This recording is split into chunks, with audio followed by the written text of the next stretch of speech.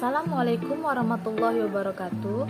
Perkenalkan, nama saya Maulida Zahara dengan NPM 211434150. Di sini saya akan menjelaskan tentang pengelolaan tenaga pendidik dan kependidikan.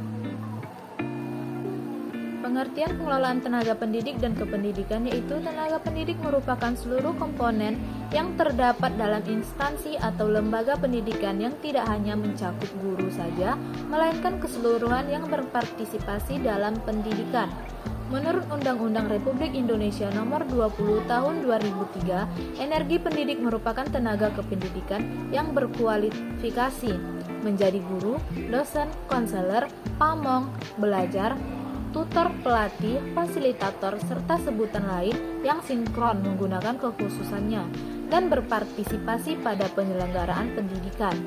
Pendidik adalah energi profesional yang bertugas merencanakan serta melaksanakan proses pembelajaran, menilai dampak pembelajaran, melakukan pembimbingan serta pembinaan, dan melakukan penelitian serta pengabdian di rakyat, terutama bagi pendidik di perguruan tinggi. Selanjutnya ada tenaga kependidikan. Yang pertama ada tenaga struktural, tenaga kependidikan yang menempati jabatan-jabatan eksekutif umum atau pimpinan. Yang kedua ada tenaga fungsional, tenaga kependidikan yang menempati jabatan yang dalam pelaksanaan pekerjaannya mengandalkan keahlian. Dan selanjutnya ada tenaga teknis, tenaga kependidikan yang dalam pelaksanaan pekerjaannya lebih dituntut kecakapan teknis operasional. Dan selanjutnya ada peran pengelolaan tenaga pendidik dan kependidikan. Sampai dengan saat ini, peranan pendidik dalam masyarakat Indonesia dan dimensi pendidikan masih tetap dominan meskipun teknologi yang dapat dimanfaatkan dalam proses pembelajaran berkembang begitu cepat. Begitupun dengan tenaga kependidikan, ketika layanan pendidik akan berhadapan langsung dengan para peserta didik.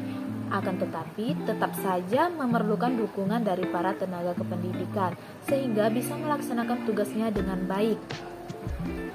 Adapun fungsi dan tujuan pengelolaan tenaga pendidik dan kependidikan.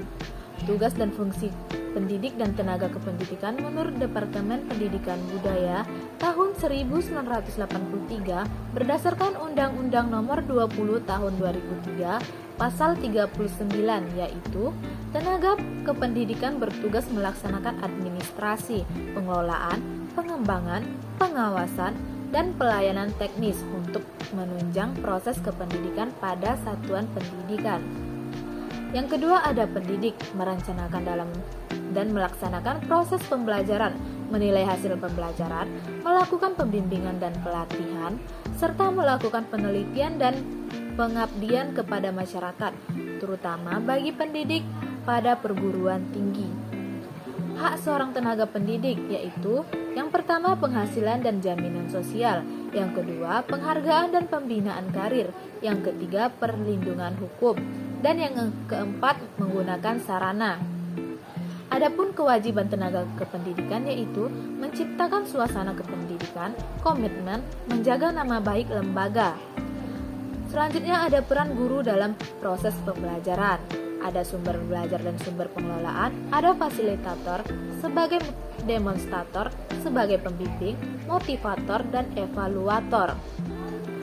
Tahapan-tahapan pengelolaan tenaga pendidik dan kependidikan yaitu perencanaan, pengadaan, pembinaan dan pengembangan, promosi dan mutasi, pemberhentian, kompensasi, dan penilaian. Kesimpulannya, manajemen tenaga pendidik dan kependidikan adalah aktivitas yang harus dilakukan, dimulai dari tenaga pendidik dan kependidikan itu masuk ke dalam organisasi pendidikan sampai akhirnya berhenti melalui proses perencanaan sumber daya manusia, perekrutan, seleksi, penempatan, pemberian kompensasi, penghargaan, pendidikan dan latihan atau pengembangan dan pemberhentian. Tujuan manajemen tenaga pendidik dan kependidikan berbeda dengan manajemen sumber daya manusia pada konteks bisnis. Di dunia pendidikan, tujuan manajemen sumber daya manusia lebih mengarah pada pembangunan pendidikan yang bermutu, membentuk sumber daya manusia yang handal, produktif, kreatif, dan berprestasi.